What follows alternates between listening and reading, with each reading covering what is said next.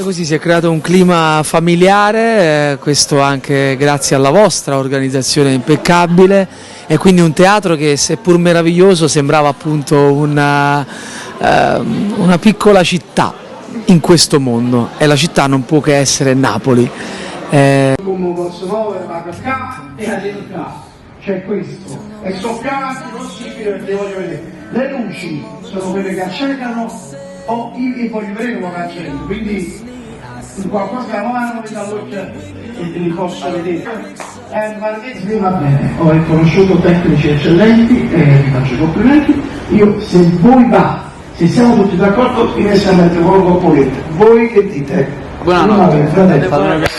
Ciao, dai, dobbiamo provare anche.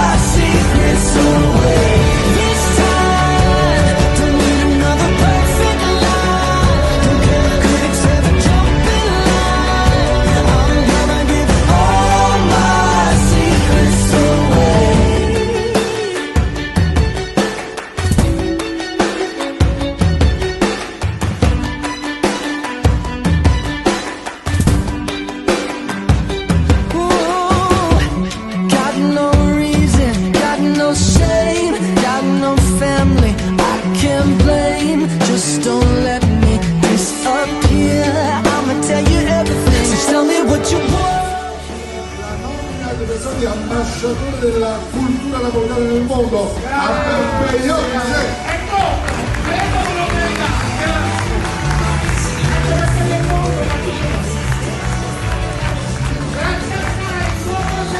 Grazie a tutti, signori, buonanotte, grazie.